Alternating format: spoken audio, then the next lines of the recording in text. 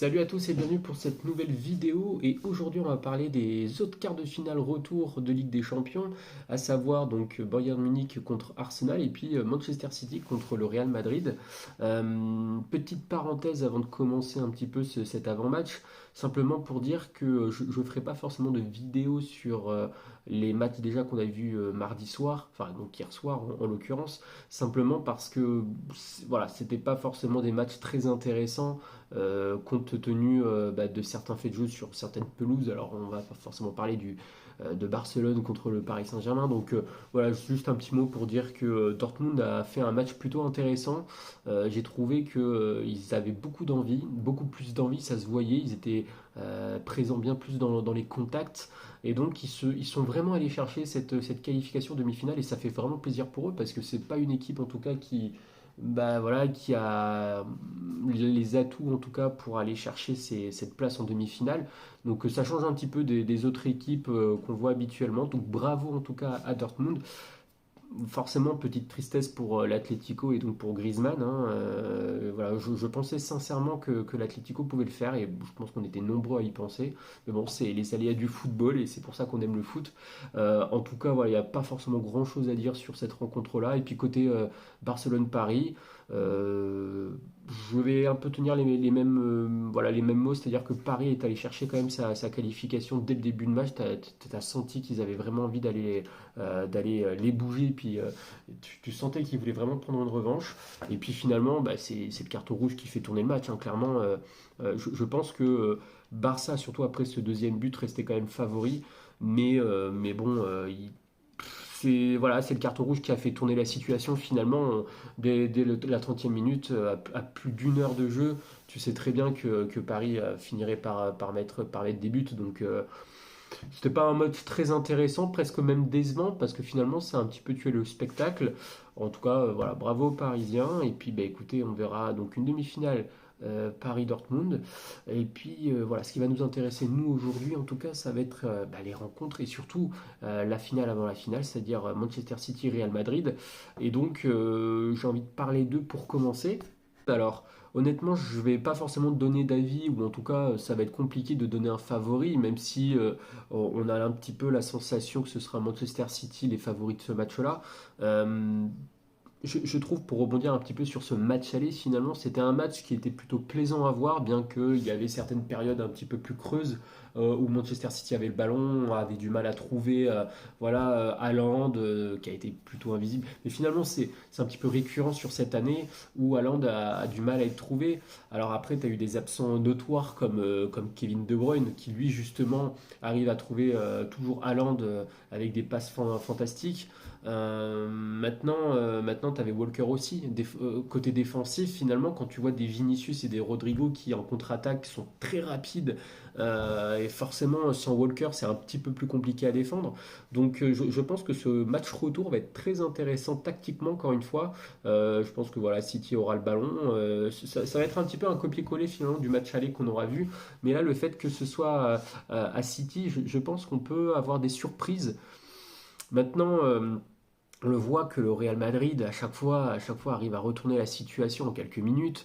Ils peuvent perdre 1-0, 2-0, quelquefois ça peut finir en 3-2 en l'espace de 10 minutes. Donc on peut pas éteindre à 100% le Real Madrid. Et surtout, tu sens que l'UEFA a envie de créer un petit peu la surprise de par ses tirages dès le début. On voit bien que le Paris Saint-Germain est dans le bon tableau et le Real Madrid est entre guillemets dans le tableau assez chaud pour justement peut-être éliminer les gros et puis faire en sorte que peut-être en finale on voit un Paris Saint-Germain Real Madrid. Alors attention, il faut prendre avec des pincettes ce que je dis, évidemment, c'est un petit peu fantasmagorique ce que je dis, évidemment, mais euh, c'est un petit peu l'histoire qu'on a envie de voir aussi, c'est-à-dire que Mbappé, qui va probablement aller la saison prochaine au Real Madrid, rencontrer le Real en finale, ce serait, en termes d'émotion, ce serait quand même exceptionnel, ce serait quand même incroyable. Donc, est-ce que l'histoire, alors là on rêve un petit peu, mais est-ce que l'histoire ne voudrait pas s'écrire pour le Real Madrid peut-être. De toute façon on le verra bien ce soir, mais dans tous les cas, pour revenir un petit peu à la raison, moi je pense que Manchester City est quand même favori parce que on l'a bien vu à l'aller.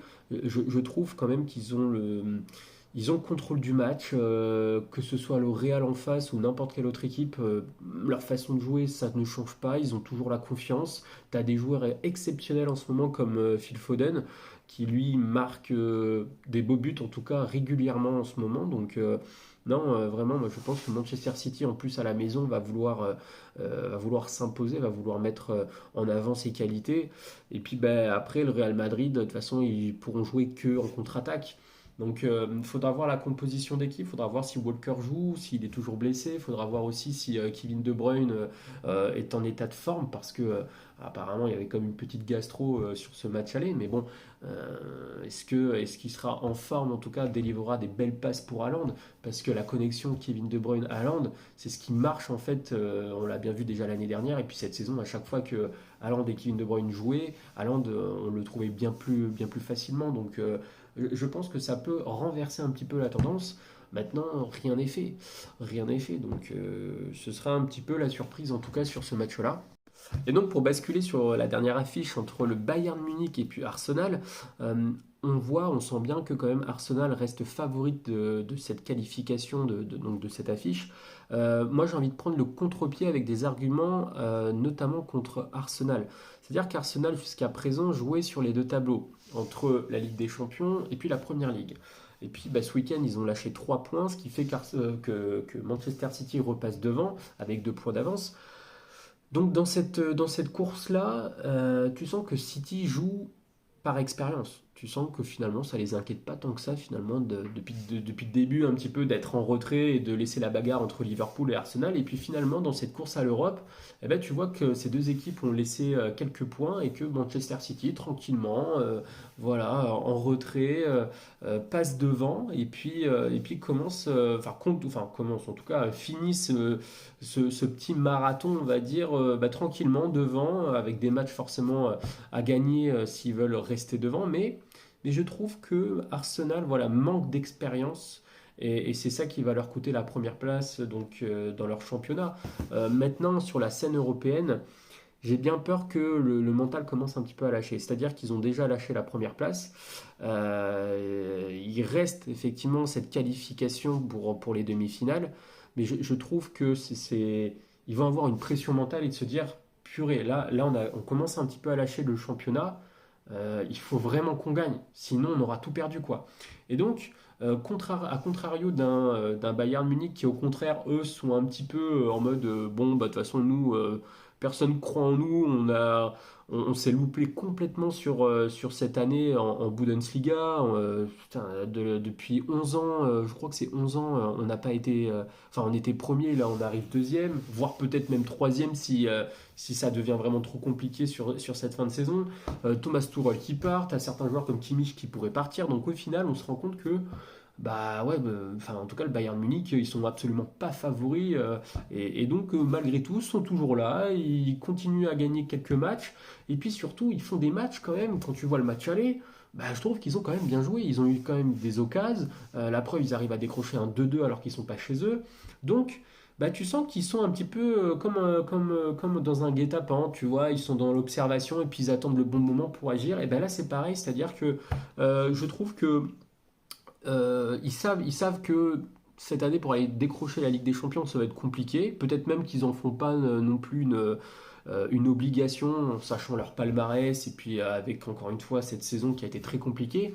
Et malgré tout, ben, la pression, elle est plutôt de côté, à mon avis, des Gunners, plutôt que des Bavarois qui, eux, à mon avis, vont entamer ce match en plus à la maison. Et pourquoi pas dans l'optique de surprendre un petit peu les supporters et puis finalement un petit peu les bookmakers qui pensent voilà, Arsenal favori de ce match-là. Et donc, encore une fois, créer la surprise sur ce match aller, puis ce match retour, pardon, et puis se qualifier donc pour les demi-finales.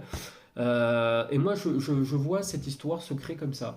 Malheureusement, pour Arsenal, en tout cas, voilà, se faire éliminer de la Ligue des Champions, qui, à mon avis, serait peut-être un mal pour un bien pour se reconcentrer sur le championnat. Et puis Manchester City, après, ça m'étonnerait pas non plus qu'il lâche peut-être 2 points par un match nul, tu vois, sur un malentendu, ça peut arriver aussi. Donc, je pense que cette fin de saison côté championnat d'Angleterre va être très intéressante. Et puis voilà, moi je pense que le Bayern va quand même se qualifier, peut-être en prolongation, peut-être même sur penalty, mais voilà, c'est par l'expérience qu'ils vont pouvoir le faire, à mon avis. En tout cas, j'en ai fini pour cette vidéo. Alors, c'était une vidéo qui était un petit peu courte parce que bah, finalement, il n'y avait pas grand-chose à dire sur ces quarts de finale retour. Finalement, ce qui anime un petit peu les réseaux sociaux et puis même les émissions de foot, c'est ce qui se dit. C'est ce qui se dit sur le Paris Saint-Germain, sur les clubs français. Mais bon, les clubs français, même quand on parle de Lille et Marseille, finalement, ça n'anime personne ou pas grand monde. Ce qui est un peu dommage parce que encore une fois, quand on est français, bah, peut-être qu'on supporte les clubs français. On a le droit de ne pas supporter certains clubs français aussi. Hein, ça reste du foot, mais je trouve que c'est un petit peu dommage de ne pas parler aussi des autres équipes. En tout cas, voilà, c'est pour ça que ma vidéo était aussi plutôt courte, parce que l'idée de la chaîne, encore une fois, je le répète, c'est de parler un petit peu, enfin de rebondir sur ce qui se dit, sur les enflammades un petit peu sur le net, etc. Donc là, en l'occurrence, ça n'a pas été le cas pour ces deux affiches. Malheureusement, parce qu'au final, on part quand même enfin, d'une finale entre le Real et puis Manchester City. Mais bon, c'est comme ça. Dans tous les cas, comme je l'ai dit, je ne ferai pas de vidéo de débrief, on va dire, sur tous les matchs qu'on a vus. En l'occurrence, je ferai quand même des vidéos sur les demi-finales, un petit peu dans ce même délire, c'est-à-dire de faire un avant-match, un petit peu de prono, et puis on verra bien quels seront les favoris en tout cas pour passer en finale et pourquoi pas décrocher la Ligue des Champions. Dans tous les cas, moi j'en ai fini pour cette vidéo. N'hésitez pas en tout cas à partager ou en tout cas à donner votre avis. Et puis on se retrouve bientôt pour une nouvelle vidéo. Allez, ciao!